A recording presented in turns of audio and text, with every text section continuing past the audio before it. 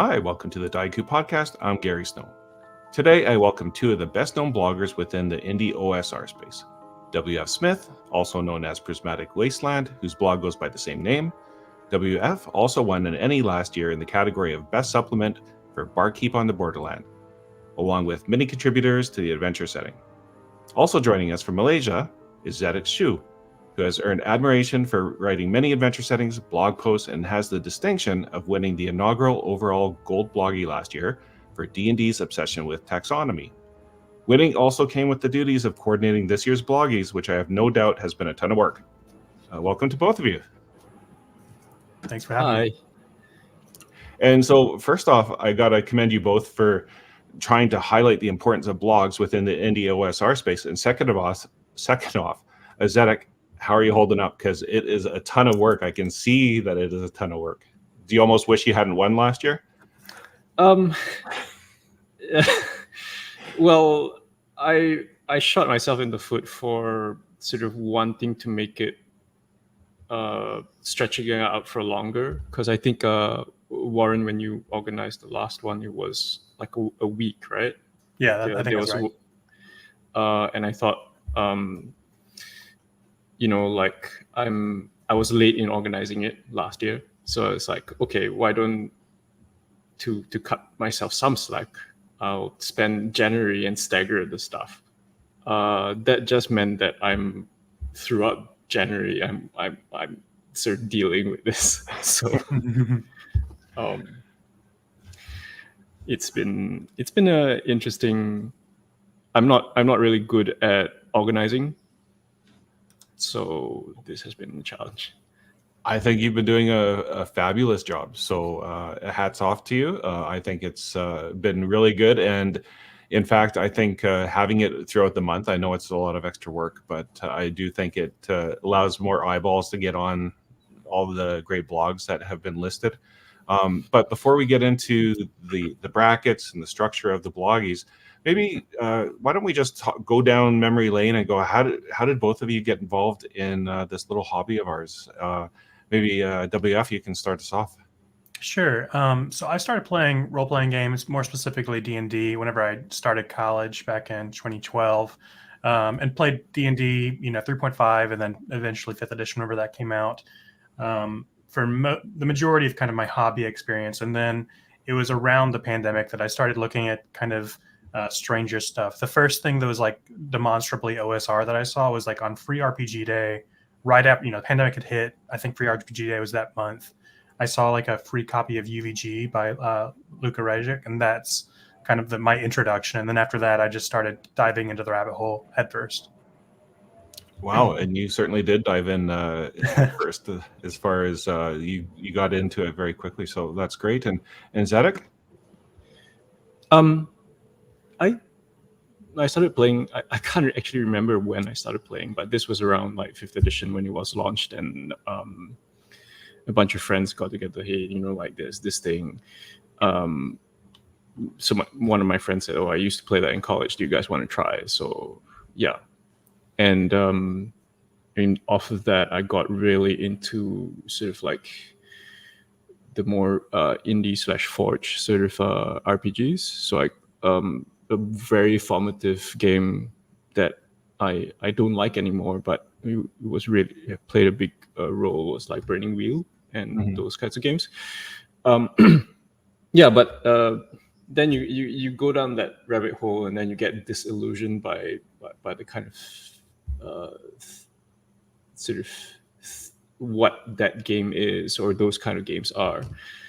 And blogs were really instrumental for me to see how it could be a creative endeavor for me personally. I'm a writer in my day job, I guess, that used to be my day job, and and it was not until I found the OSR blogs, specifically False Machine, so Patrick Stewart, and there is a specific post in particular. I can't remember the title off my head, but it was a read through of sort of academic work of sort of mainland Southeast Asia sort of area of the world called Zomia, a sort of where sort of borders are porous, and the high like the cultures in the highlands are quite slipped through the cracks of sort of nation states. And so it was a nerd's read through of like a sort of academic / political text, sort of reading it to mine it for like RPG gameable material. And yeah, I mean, because I'm kind of from the same part of the world, so Southeast Asia, and then so there's a confluence of various things in that single post. A sort of relationship to my own context, how you can sort of use really deep and in sort of political or sort of serious matter, and make it and make a game, or sort of make it gameable, because previously, you know, like you get into, I was a closet nerd for a long while. But there is an element of nerd culture that tends to sort of stay, at least in where I'm from, tends to stay in like or really big fans of like D&D and sort of the cultures around D&D, or the you know, like sort of surface level fantasy / sci-fi fandoms. And discovering the sort of OSR blogs really married sort of like my sort of nerd inclinations with the other inclinations I had, which were sort of like more academic or artistic in nature. So this is a long, convoluted way of saying that there was this blog post, and out of this blog post, I wrote my first. I was inspired to write gaming material, and my first adventure, Lauren Song of The Bachelor, was actually written as a series of blog posts. Well, and you bring up an important point about you know, the importance of blogs to the indie OSR space, because often it's the testing ground for ideas of and rules and mechanics, and maybe WF even can you reflect upon that as far as like why blogs are so important to the OSR and indie space? Oh yeah, I think they're absolutely essential, and they kind of give the OSR and the post OSR its character.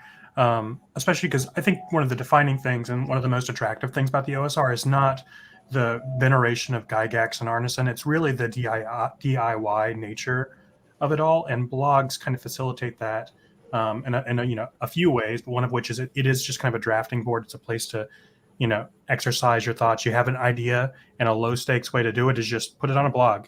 And the other way is it's just way lower effort. Whenever you're first starting out, you know, you're looking at all these, you know, large books and stuff. Like you might look at Patrick Stewart's like adventures and stuff. It's like, oh man, how could I possibly create that? But if you look at one of his blog posts, like I could probably write a blog post. And that's kind of, you know, baby's first step. You start writing some blog posts, and then before you know it, you've written a full adventure. Yeah, I mean, there's a kind of, I do feel like blogs are, because they're so, like, it's you writing a blog, and blogs come from this like slowly vanishing culture of like basically sort of keeping a diary online, and how it works with the sort of OSR blogosphere, is, at least the parts of it that I know, is that people tend to be really personal, in the sense of like they get really into who they are as people, and sort of marrying it with this with the game part of themselves. So for example, I mean, I'm sort of jumping ahead, but some of our nominations, like one of the, I think Joel Hines' one of his posts nominated this year, or sort of a finalist this year, is drawing on like his previous sort of employment as a park ranger, and they're also like I think Richard Gray as well. Like I'm not entirely sure about the name, but there is a his blog is Richard's Dystopian Pokeverse. But I know that he's an academic by trade, and so he writes a lot about architectural history. And it's those sort of marrying of like very specific sort of fields of study or interests and sort of games that really sort of generate all these things. And then WF, when you, like you said, you kind of dove into this, you've had some, like, your blog's been great, people have been following it, and you won the Ennie. And but when did you have this idea for a bloggy kind of competition, and to highlight? I know it's the competition part is like not that important, like it's a celebration of blogs, right? But when did you have the first idea to do it? Man, I don't think there was like a single moment that I could point to. I'm friends with a lot of bloggers, and Zedeck is one of them, and just kind of talk all the time off of blogs, just and mostly in Discords and things. And I can't remember even if it was my idea or not, if it was just something that people kind of started bubbling. Like, man, I wish there was some type of like award show for because it might have been around the time of the Ennies, not 2023 but 2022. Whenever we're talking about that everything's always product focused in terms of RPG awards, but blogs are kind of lost to the ether, and it's kind of like you read it when it comes out, and if you don't, you kind of lose it unless it gets published in something like Knock. And so just the idea of it was really always a celebration more than ever a competition. Actually, I can point to the moment that inspired it. There was back whenever Twitter was a going concern and not just a dying cesspool and was still called Twitter. There was like a competition on Twitter. It was like the worst tweets of the year, and it was like the same thing. It was a bracket situation where people voted for the worst tweets, and I thought it was really fun, especially kind of it goes through the rounds and you see the worst tweets continue to win. And I was like, I could just copy this format, but for blogs. So that's where the format comes from. I didn't know that. Yeah. So and what I always I'm a sports liker, which is kind of somewhat unusual. So the bracket structure appeals to me anyway, but the actual, I pretty much copied that worst tweets of 2022 or whatever that Twitter thread was. So that's kind of the origin, I guess. Well, very cool. And then just to kind of, I'll put some stuff on the screen here. So we've got Zedeck's Tumblr account, and this is kind of the home of where you can find information on the bloggies. Each post has the winners and the more brackets and that kind of thing. And I think acceptance speeches, which are often funny, well written as well. Even last year's bloggy winners did. So I'll put links in all this in the show notes in the description, but I just wanted to let people know that this is where you can find information about the bloggies and the brackets and the winners and that kind of stuff before we get into highlighting maybe some of the stuff that we're doing and the structure of it. So I'm also now going to switch over to the bloggies in general. And first of all, awesome art. Tell us about that. Yeah, so I just I'm really bad at managing stuff, so I know that I don't bring anything to the table in that regard. So I thought just to add something, it's like, hey, maybe I can make some art for it. So these are sort of Lino cut illustrations. I've been trying to pick the skill up, so I've been carving these sort of things on sort of pieces of Lino. So yeah, they're prints basically. And it's a rabbit and dragon because 2023 was the year of the rabbit and 2024 is the year of the dragon. So, well, that's perfect. And I know a lot of people love it. And so when are we going to see it on a t-shirt? To me, the sort of these designs specifically are free for anybody to use. So like if people want to put it on a t-shirt, go ahead. Like it's But it's don't for the sell it. bloggies. Don't make money off this. That's not the intention. But it is a great it is a great design. I'm sure a lot of people would love to see it either on stickers or maybe we need to set up a nonprofit to make the money from t-shirt sales or something like that. Because you've got all this spare time after doing the bloggies that you can just do this kind of stuff. Zedeck. Spare time. Yeah. Well, so like one of the, if I may talk a bit more about the art, I just wanted to sort of like recognize. So I wanted to make it special. So made some finalist pins. I mean, they're digital basically, but finalist pins, bronze and silver medals, and for the gold winners in each category, I'm making a Lino designs specifically based on the sort of winning blog post. So yeah, I mean, like prizes, Yeah. I mean, prizes make more people sort of like look at the thing, I guess. And I think aren't there actually prizes as well? There's I think a print or an art piece that was part of. So I'll be sending them a sort of physical sort of print of. I thought there was another one that it was actually like it looked like. I'm gonna switch back here. Yeah, that's one that Marsha is gonna get, I believe. Yeah, so that's the plate. That's the thing you use to print the. Yeah, that makes sense. Oh, it's fabulous, beautiful work. Yeah. And so in the bloggies, and we talked a little bit briefly about the brackets, and you can see all 64 blog posts in there. And so you've got the 4 different categories, which is reviews, advice, gameable, and the theory.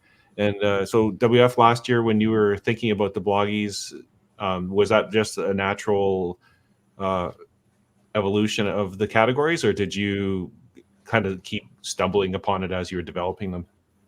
I knew there needed to be 4 categories just for the bracket structure to work well.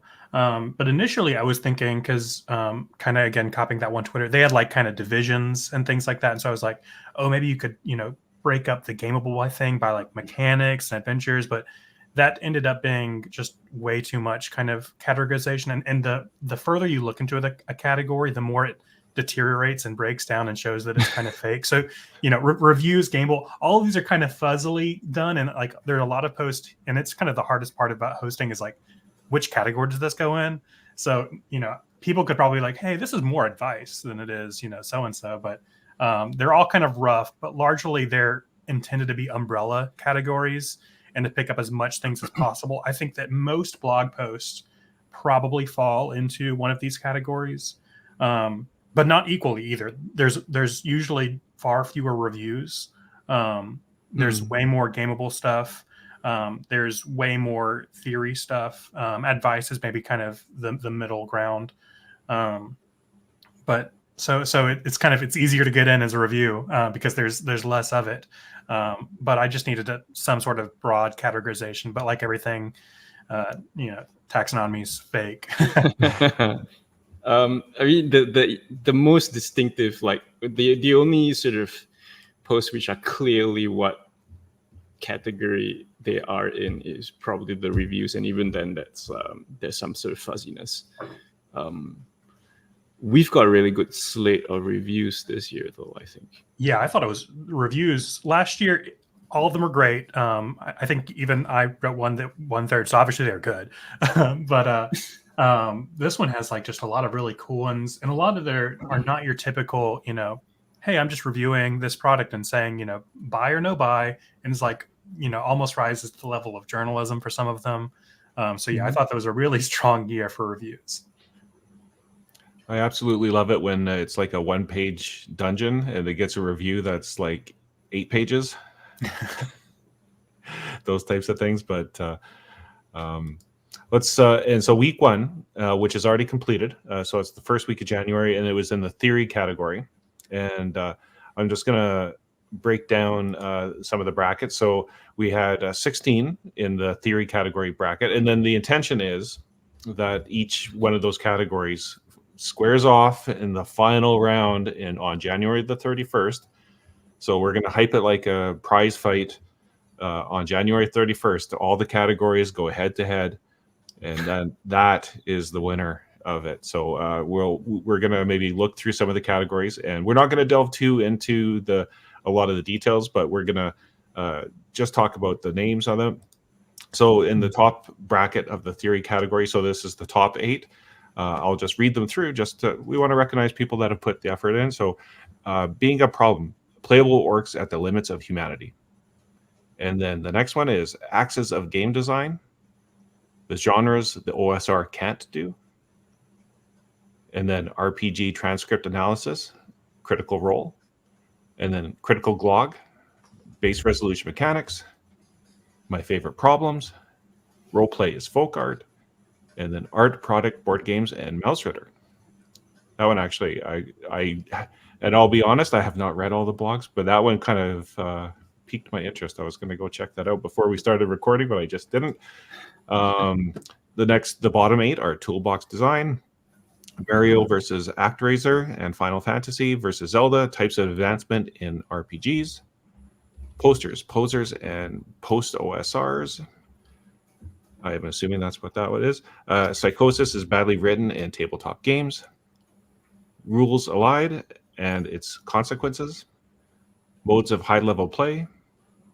OSR rules families. And moralizing and manipulation in tabletop role-playing games. And we have the winner of that category being OSR rules families. Maybe WF, you can kick off, or Zedeck, if you want to jump in just to talk a little bit about this one. I can start, I guess, in terms of like sort of like choosing overall like what the sort of these 16 represent in the sort of choosing the finalists, the 64. Like I went through a process of nominations or open nominations from people, just like canvassing people. Hey, which blog post did you love last year? Can you submit one and I'll put it on the list? And then there was a sort of like whittling down of the hundreds, the 150 posts nominations I got. And a lot of these were nominated several times. But they were, at the end of the day, it's a lot of like sort of like, it comes down to me sort of choosing a lot of the finalists based on sort of like this process.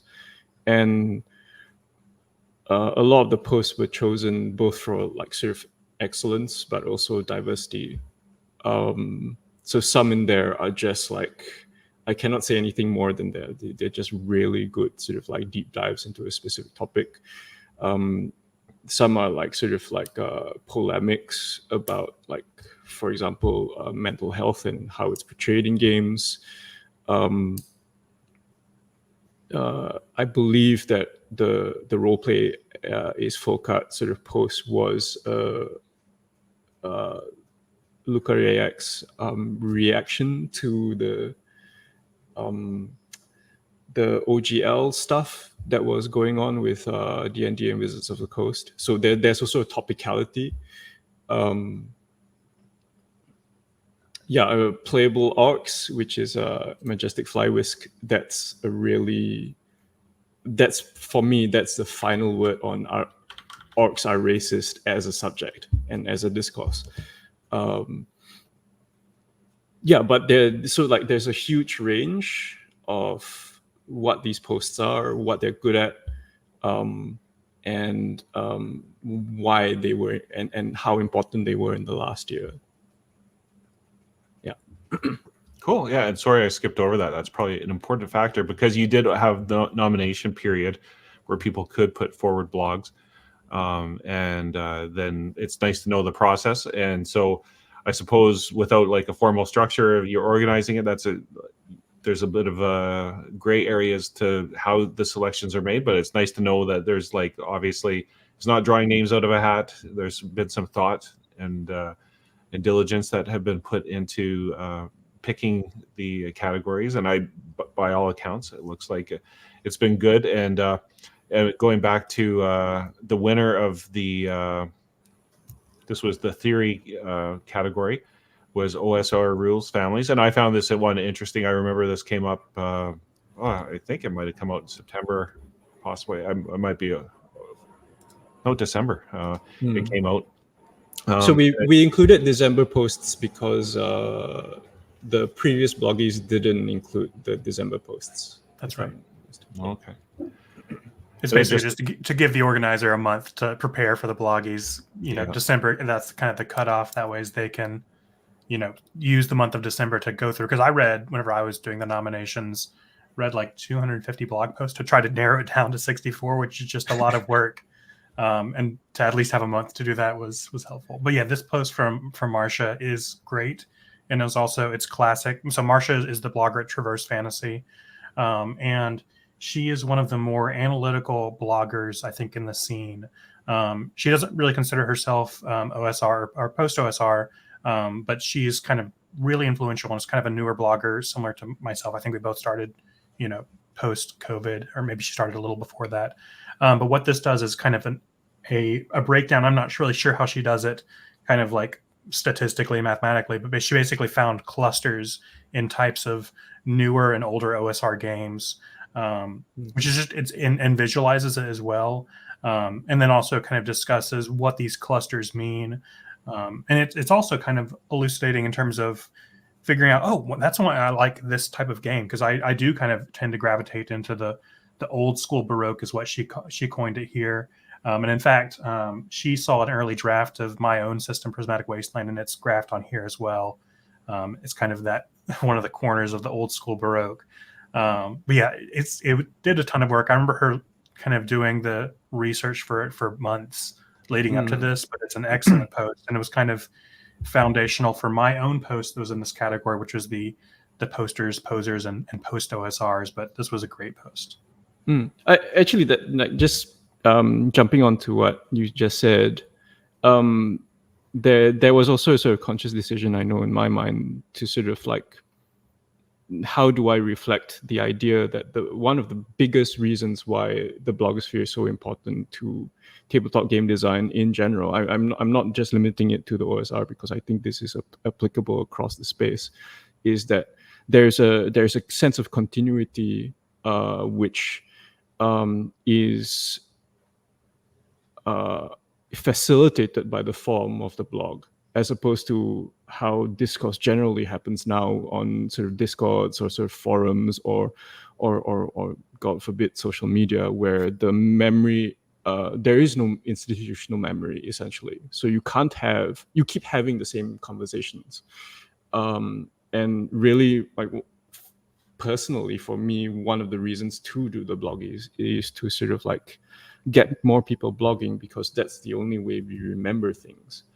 And we have a scene that generates sort of critical sort of threads of design and thinking that get referred to. So I don't think WF's posts and Marsha's posts are the only sort of like posts in the sort of finalists that are actually talking to each other or in conversation with each other. There was one I'm remembering, I think Ava Islam's blog is also nominated for a post, and that's a post that explicitly says, based on so-and-so's, I think it's Ben Lawrence's blog, That's conversations about spotlighting. So it is a representative of like conversations that are happening and continuing, which I think are really important to sort of point out the importance of. Yeah. And it's one of those things that like on Reddit, if you go into a subreddit and you see the same questions coming up over and over and over, and how nice it is to just go, here's a link to this blog post. Yeah, because it kind of answers the question I mean, we can talk. I mean, this thing happened quite recently. Last month, the topic of are orcs racist or aren't they came up again on Twitter, right? I think, and you keep having that every year, and At least.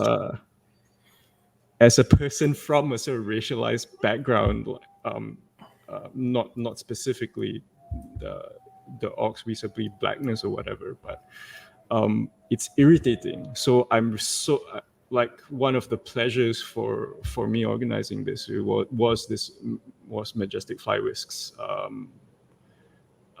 post about the subject, because it's such a final, it's such a well argued sort of final word on the subject. And yeah, I mean, like, it's only on blogs that we can have this level of discourse, because it's just not possible on other sort of formats of like online conversation. And I find the comments kind of slows the pace too. Like, you really have to invest in making a comment on most blog posts, and it's not just like the rapid fire that you might find on Twitter, and it's hard to track. So I do appreciate that about the blogs in general. And going to the silver, which was critical Glog base resolution mechanics. So Glog is a rule set, I believe, that's been kicking around for quite a while, and this is another kind of update to it, or analysis of it. So this post is specifically Arnold. So Arnold K is the person behind Goblin Punch, and he was doing sort of, again, it's an analysis, sort of data-driven analysis of like how various different dice mechanics work in various different games, and why you would use certain things over other things, and what do they sort of objectively do statistically, which I thought was an interesting one. This post was nominated several times, so it was like, it's not just me vibing, but also it's like a really important piece of research, essentially, that's useful for game designers. But I mean, Glog and sort of Goblin Punch is also an example of how the blogosphere works, because there were a slew of nominations from Glog inspired things. Because I think Glog, or Goblin Laws of Gaming, I believe is what that term means, is a sort of like system that arose from Goblin Punch, and people have just run with it. So there are many blogs that only blog about Glog stuff, and we've had several nominations. I think there was one in the sort of Gameable category, which is going on right now. So there's all this pollination happening. Cool. And then the bronze, as you mentioned, works as in racism, linked together. And you mentioned being, in your mind, the final word. And so we can direct people to this so that we don't have the discourse that keeps happening. Yeah, I shouldn't fanboy too much about this. No, it's an excellent post. Majestic Flywisk has maybe 3, but at least 2 just banger posts that are both nominated for the Bloggies this year. He's got 2 nominations this year. Okay, yeah, I so didn't know if there was a third. The other was, yeah, go ahead. Yeah. Cool. Okay, let's go back to our category. So we just went through theory, and now we are in the gameable category. So we're at the very tail end. Are we we're in the final of gameable?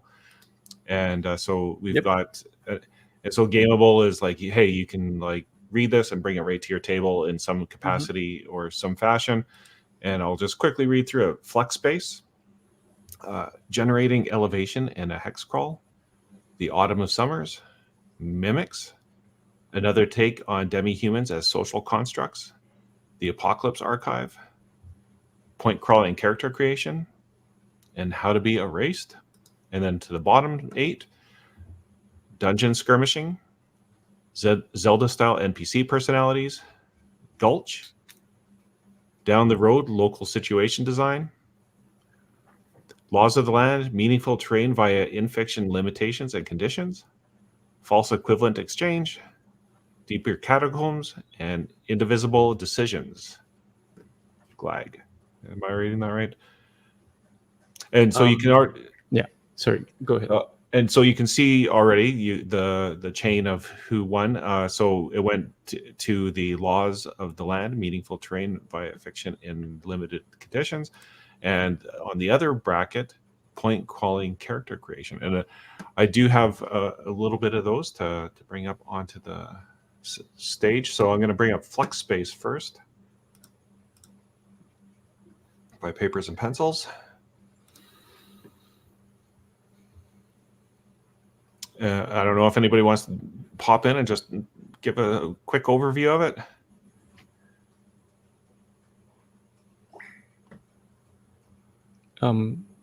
Warren, do you want to say anything about Flux Space?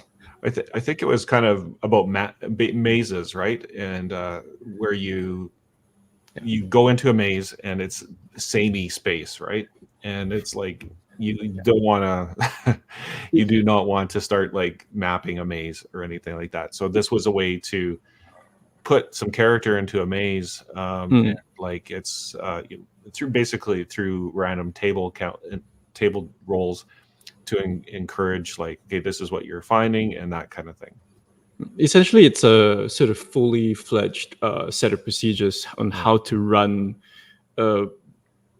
Basically, running a labyrinth in tabletop is a lost cause because, it's a sort of verbal medium, and labyrinths, it just doesn't work very well.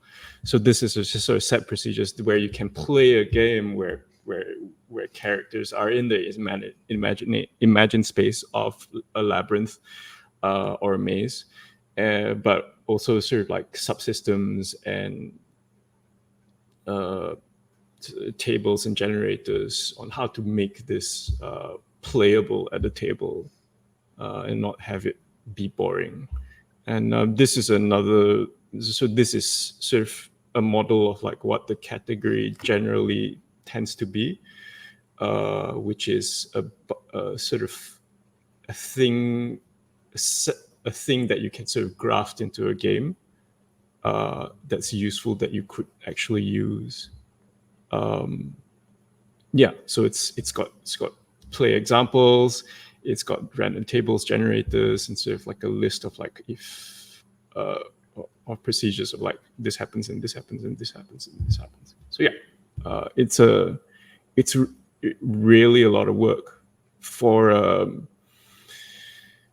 I mean, some people charge money for basically this blog post, and that's what's really great about the blogging scene is that you get all this really well thought out, really well designed stuff for free, essentially. And I love where they talk about the enticement of a maze. Ooh, a maze! I want to go in there. Like it's just one of those things that, like, as a player, you go, "Oh, that's a labyrinth. I want to go in there," but it's very difficult for GMs, and so this is a good solution to that. And Gulch. Gulch is kind of jumping off what Zedeck said. Is the gameable category? What I think of it as is here are blog posts you can take directly from the blog and put to your table. And Gulch is probably so this was my favorite post of the year from any blog, but it's probably the prime example in that it's a full adventure. It fully illustrated with maps and everything. One thing that's maybe sets it apart somewhat from most blogs are kind of that fantasy standard D&D sort of setting. This is more modern horror, which Ty Mindstorm, the author of this blog, really excels at. He recently released a horror adventure earlier this year. But this is itself an adventure. And so often you hear people say, stop fiddling with systems and start writing adventures. However, fiddling with systems is very fun. writing an adventure is a lot of work and is really hard, and this is a cohesive one. It looks nice. Like you're scrolling through it, and it's like this could be. You print out this blog, like just print it straight to PDF, and that is a published adventure. It looks really good. The writing is really cohesive. Just the information design is really nice as well. I believe Ty did the cartography for the city. I don't have enough nice things to say about this blog post, but I think it really emphasizes the potential of blog posts. They don't just have to be kind of a throwaway thought, although they totally can, and that's great. They could also be a high polished, fully playable adventure, and that's what Mindstorm brought. Yeah. It's this Gulch is it's the starting town for like any sort of modern sort of game that you so horror, urban fantasy, just like contemporary adventures that's set in a real life contemporary setting. Yeah. The gameable category really encompasses posts of like I see a sort of two broad prongs. So one are like Flux Space, which is like really presenting to you a full-fledged subsystem, and then the other is what Gulch may be more of, which is like a kind of game content, like, right? Yeah, it's the same sort of ideas. Like it could be just a random table, something you just pull and just directly kind of put in your game, but not mechanically, just kind of the actual. Yeah, I think like mimic. So like another like another finalist in the bracket was Mimics from Waltz of One, and yeah, that's just a bestiary of various kinds of like creatures which are kind of mimics, but really just like really creative and really. A lot of the posts in the category are also really poetic. So I really love, like my favorite post, maybe of the whole sort of the whole slate this year was How to Be Erased, which was in this category. And it comes from a blog, Straits of Anya. So it's a sort of setting. The posts generally tend to be like from a specific setting inspired by the Pacific Northwest, I think. And yeah, it's just a really, really cool post. It's really lovely to read. It's got such cool ideas expressed in such a wonderful way. Like some of the best writing, really. And I don't say this as it's good writing for RPGs. It's good writing, so yeah. Cool. And we're going to move up to Rise Up Comas, point crawling character creation. So I read through this earlier, and it was very much like the traditional like Traveler, the idea that your character doesn't come from your mind, but it comes through the creation process. And this was cool because it actually comes from the map. Yeah. And it's also it's the outdoor survival map from original D&D told you, hey, if you're going to do a hex crawl, just pull out this separate board game. And this is, I believe, Hodag's art, but if you look at the placement of the rivers and the mountains, it is identical to the classic outdoor survival board game map, which is just kind of a neat little callback that Josh did. Cool. But yeah, this is just another cool method. He also did the hex crawl character creation as well, both kind of a similar idea. And I love this because they talk about, you get away from the 3-page backstory of, self-indulging backstory writing. But it's also not, Jeff, the human fighter either. I think Dirk Jr., the human fighter. And then the final one in the category, and the winner might be known by the time I get this published. The winner might be known. So here's the top 4. But this was The Laws of the Land: Meaningful Terrain via In-Fiction Limits and Conditions. Yeah, this one was also really great. Basically, making sort of memorable and gameable geography. So really, geography as a character. So in a way, the way I read this was like it's character creation, but for spaces.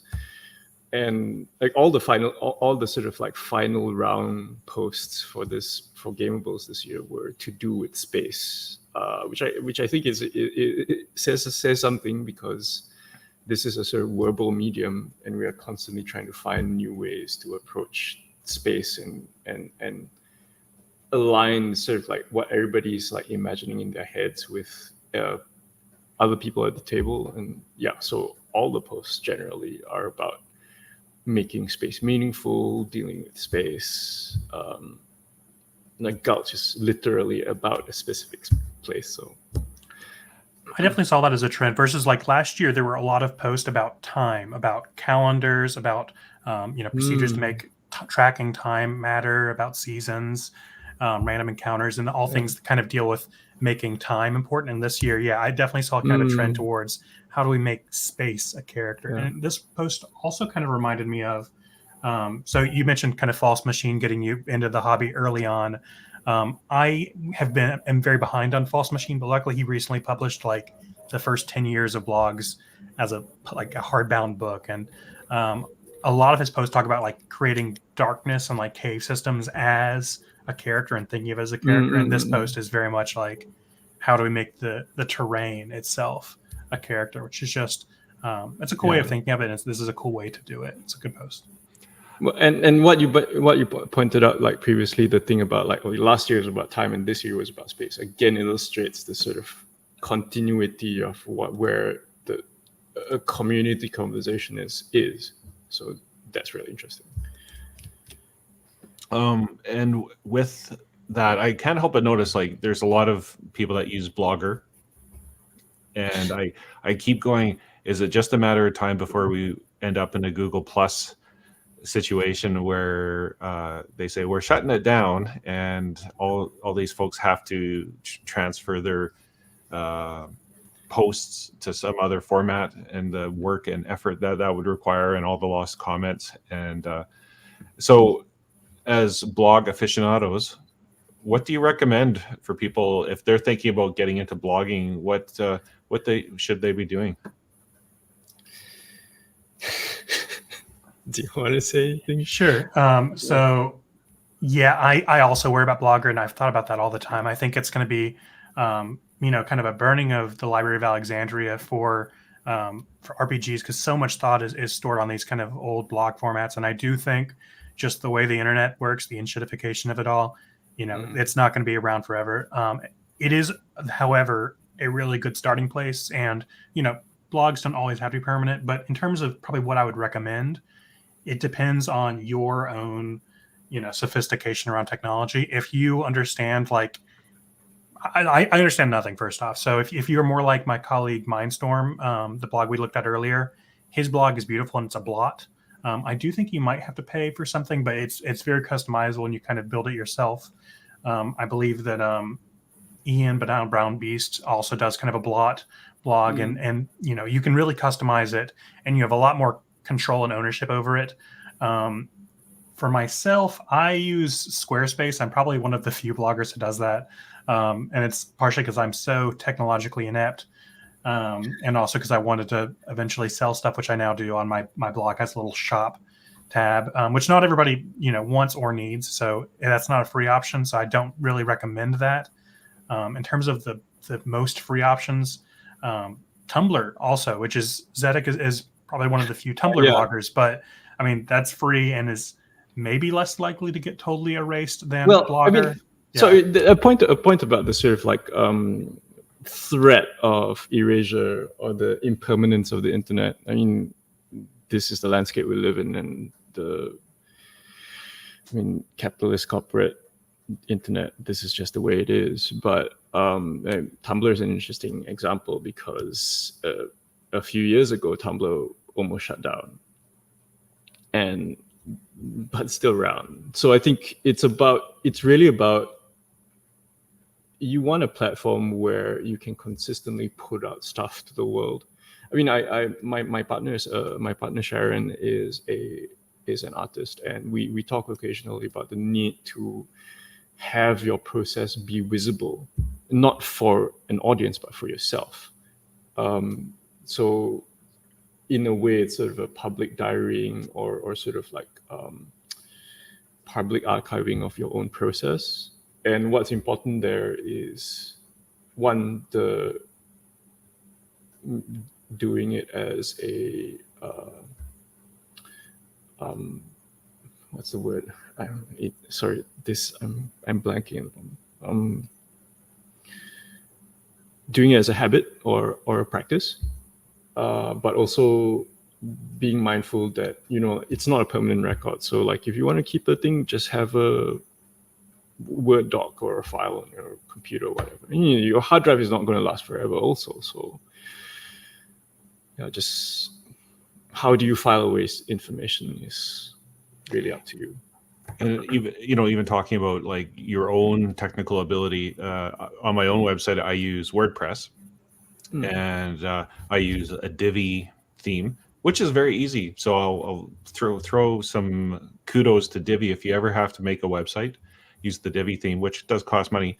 However, but what if my server goes down and I can't back up? Like, my own technical ineptitude could really kill my own blog. So, you know, here I am worrying about, you know, Blogger going down, but my own failability could actually cause it as well. So there's no probably perfect answer to this. You just gotta figure it out. But it does scare me that so many good blog posts that, like we were talking about with subreddits, like, oh, here's the answer, just here's the link, could be dead links at some point. I mean, we can go sort of like into a sort of more conceptual areas of this idea. Like, I come from a context where books go out of print pretty quickly because publishing runs are not very large. So yeah, I mean, like, a lot of Malaysian books from like 20 years ago are out of print and impossible to find.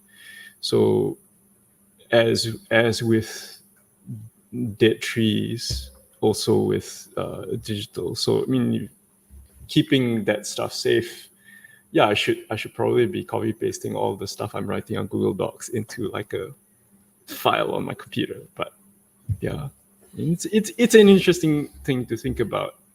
But I do find that just being aware of the impermanence of things online is really important, and the time indeed of how quickly conversations happen. So blogs I love because they're relatively plodding compared to social media. Yeah. Cool. Let's move into the advice category, which is going to start after this week. So we've got our bracket of 16, and I'll just once again kind of just run through them.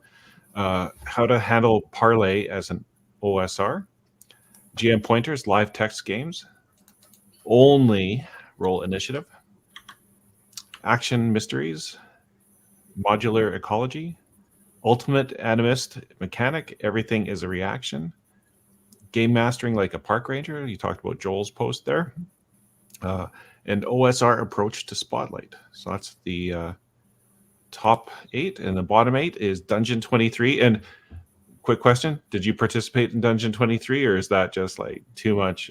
I predicted everybody would tap out by like week 3 of January last year, but some people actually finished it. Yeah, some people are still going. I got up until March, I think. Yeah.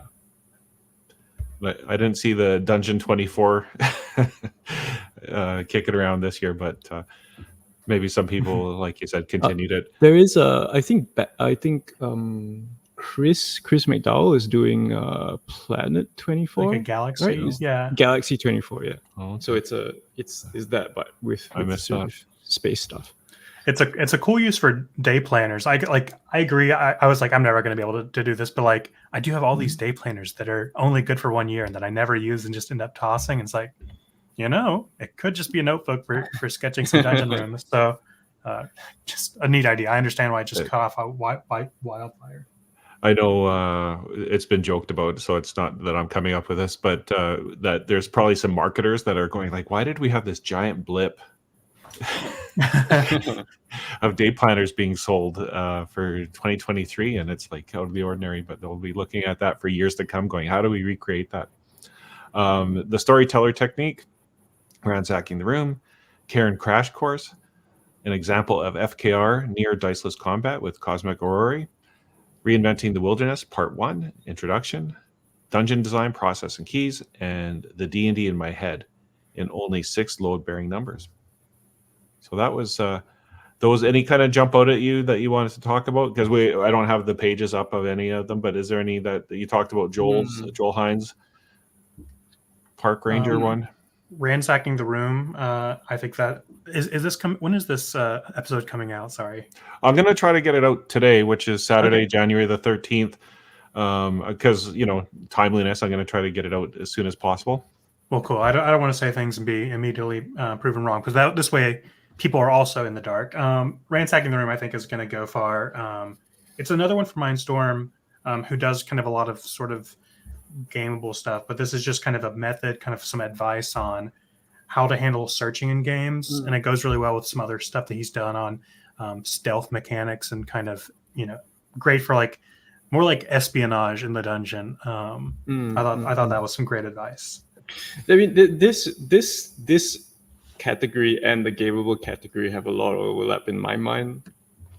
So a lot of posts here could have also been in the previous bracket. And Ransacking the Room was in my mind also one of these. But yeah, it is a great post. I like just heuristically also beyond the specific nitty-gritty of sort of the way it mechanically works. It's just a neat way to remember how to handle this kind of thing that comes up in games. And I think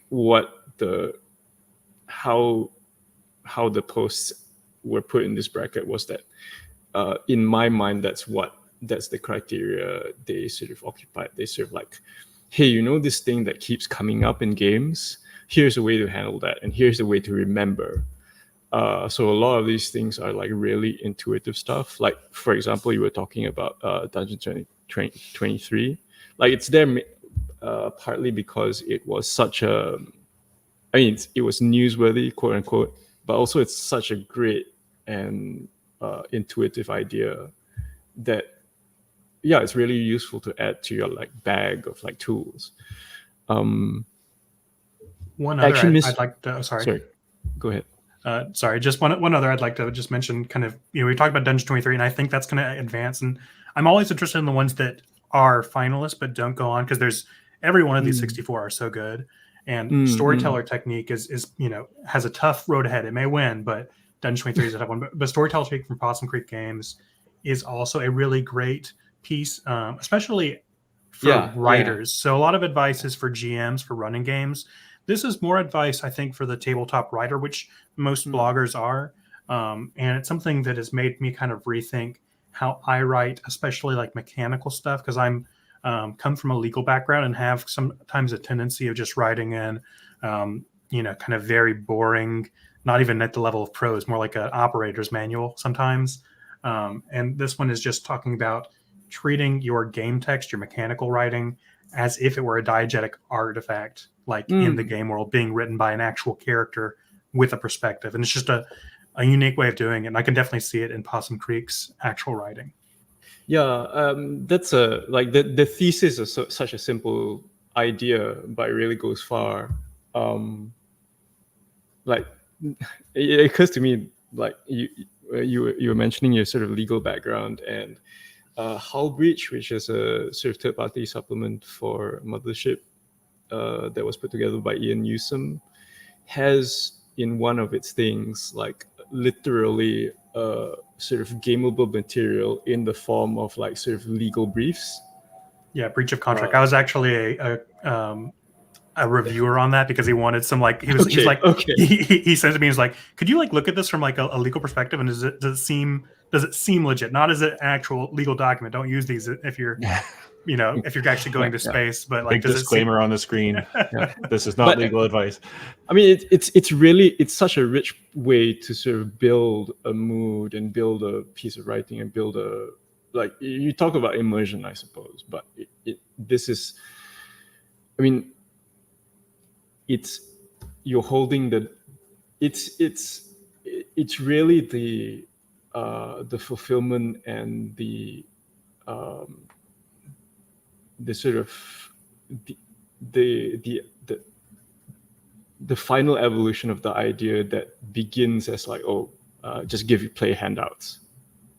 Like, what if you wrote an entire game as a player handout? Where is the difference between the player at the table and the character in game? That kind of stuff. So it's just incredibly evocative and like really gets you going. Yeah, I agree. And little plug on my own, I've got my Bug Busters shirt on, game that I'm developing, and it's all set in an employee training manual, like an onboarding manual.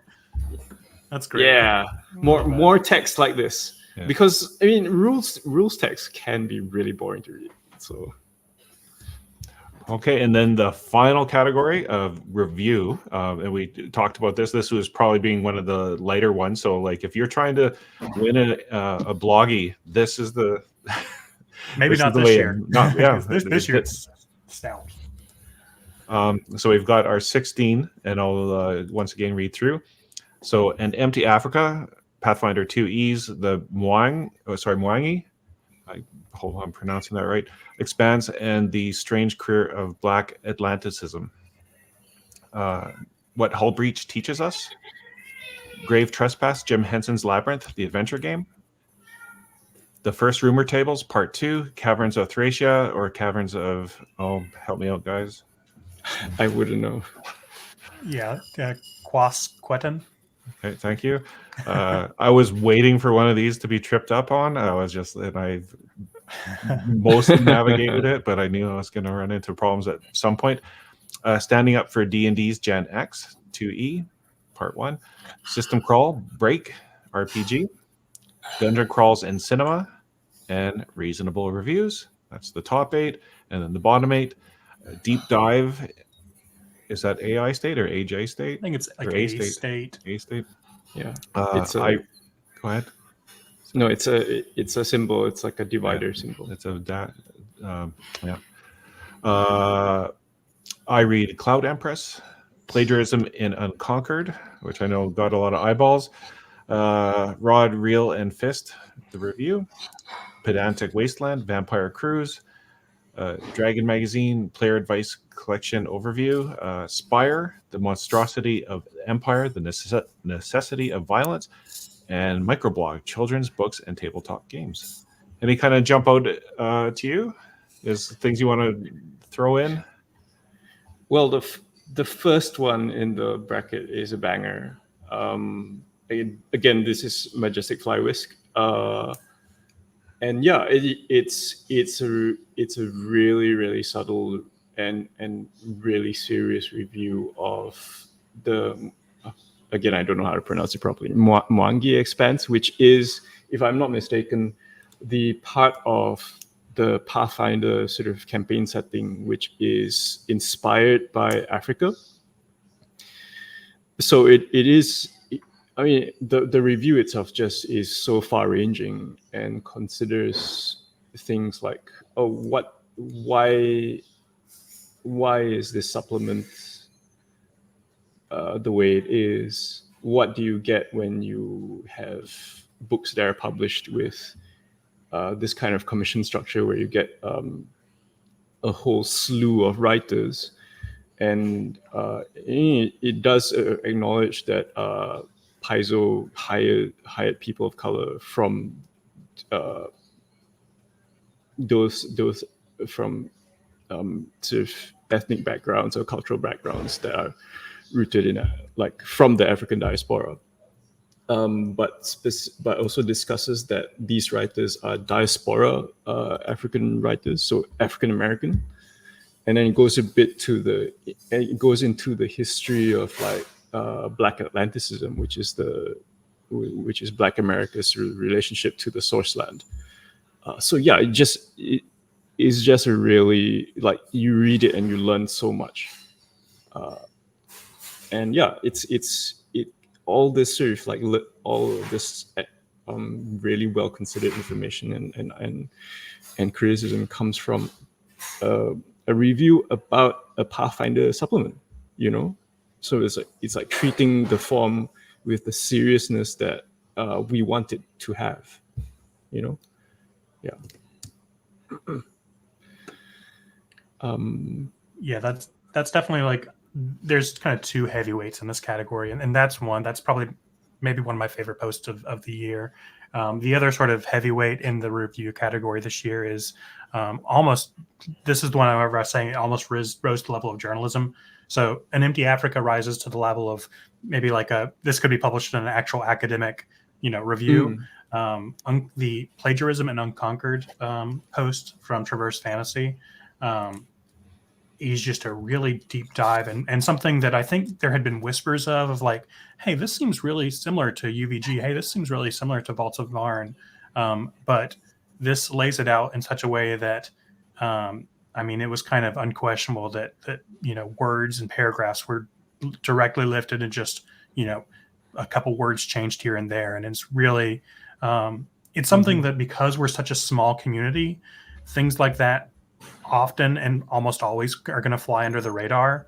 And so it takes somebody with kind of the dogged tenacity of Marsha to want to do this and also to have the capacity to do it. But I thought that it was healthy also for the hobby because, seeing this, maybe writers who are tempted to be like, it's a small scene. Nobody's ever going to know if I just pull a couple paragraph, I pull a couple random results, are going to be, maybe less willing and more willing to, more importantly, write their own things. I think that's the most important thing. It's not necessarily that the plagiarism is terrible because you're probably not like directly monetarily impacting people, though perhaps you are. It's more just, you have your own voice and you're really only hurting yourself whenever you plagiarize. Yeah. But I thought it was a great piece. It's like you've decided to make work in this space, in this medium. Take yourself seriously. That's essentially the effect of like seeing serious criticism about books. So like I think this is why I find the like reviews actually really important, and oftentimes they do fall short, and they are often sort of like product reviews. But for a lot of the entries in the bracket, they go more like the Spire one. The review of Spire is a sort of comparative literature review. So it takes it sort of draws parallels between I think it's R.F. Kuang's Necessity of Violence. So it's a alternate history sort of book, alternate history novel, and it compares the texts to the Spire RPG. Just elevating, RPGs are an art form. They're not just products, Yeah, I totally agree. I've said that many times, and it, I know, is evolving, right? Do you see, because I think both of you are on the front lines of seeing like the theory and how that theory then eventually becomes applied to games. Do you see any kind of trends in the indie OSR, post OSR space as far as where things are heading? I see lots of trends. So part of why I say the word post OSR is because I think that the idea of it being anyway cohesive as a movement is kind of over. And in lots of ways, the people who were inspired by the OSR or inspired by things that were inspired by the OSR are already taking different trajectories. I think there are things you can point to as kind of clusters, which Marsha's post kind of points out that there are kind of these diverging clusters as they're the kind of Baroque games similar to like Errant or the things that I'm most interested in that are not rules heavy, but are very, very nuanced and kind of detailed, or like the rules light stuff like what Nature May puts out. Into the Odd is kind of the perfect example of something that's just really stripped down and rules light.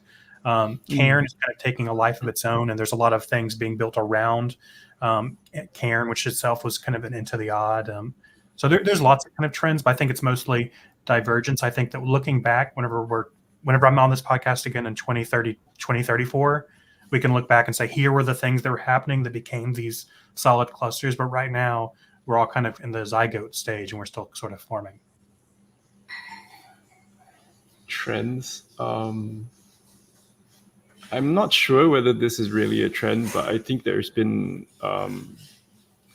for maybe a year or two now, no, for some time, like this thing, and I know I'm a big believer in this. Is like the idea of like don't write systems, write adventures.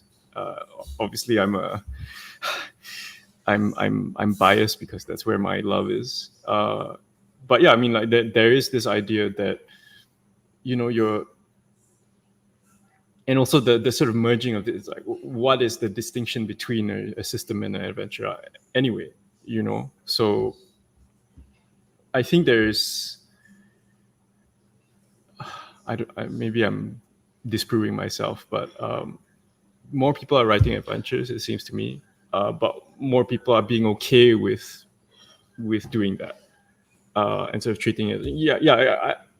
And I know personally I have like a sort of insecurity about calling what I do making games, but I think as times progress, like I will be able to sort of own that more, even though I won't say, oh, I don't make games, actually I just write adventures. But I'm by writing adventures, by writing these sort of like imagined spaces that are designed to put players, to give players a sort of like imaginative experience. I am making a game,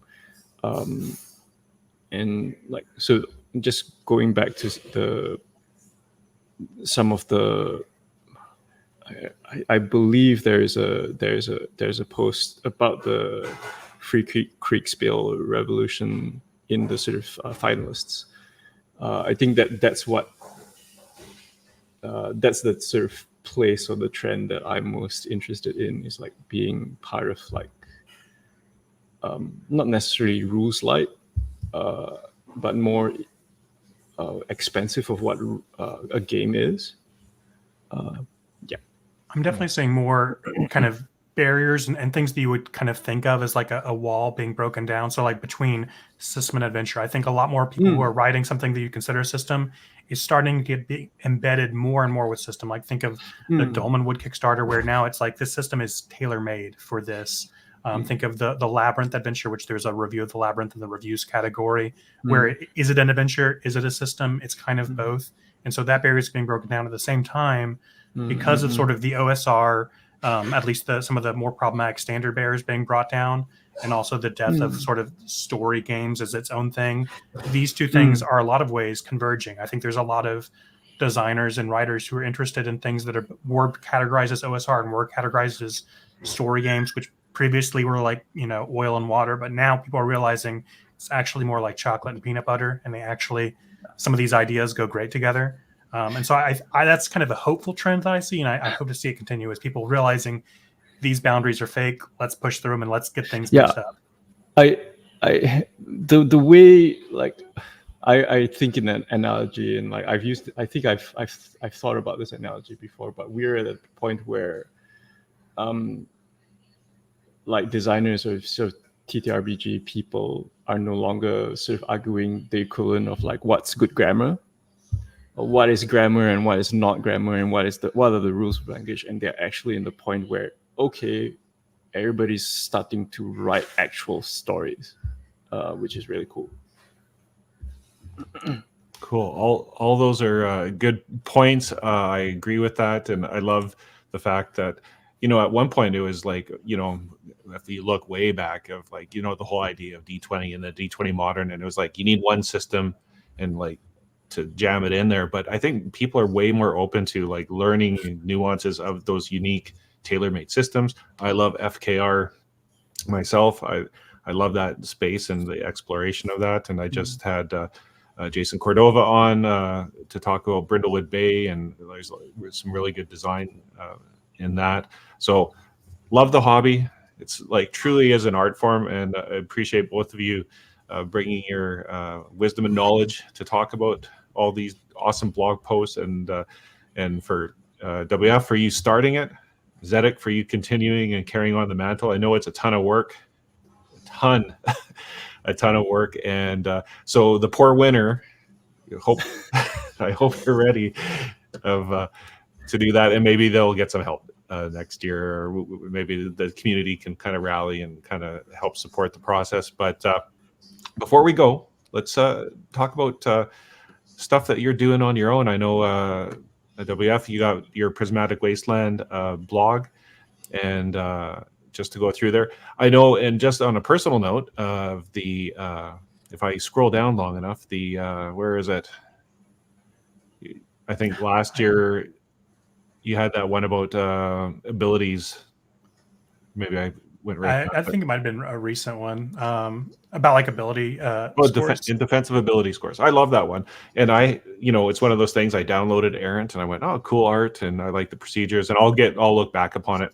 And then I saw the difficulty with the roll under thing, and I went, oh, that is probably the most elegant. It takes the into the odd and then adds the difficulty to it, which was always one of my complaints about Into the Odd. Not that there's anything bad with Into the Odd, but it just it made me go, huh, if I were to be developing a game, if I wasn't already far down a road or a path, that's a really good system. So I appreciated that post. That really highlighted for me.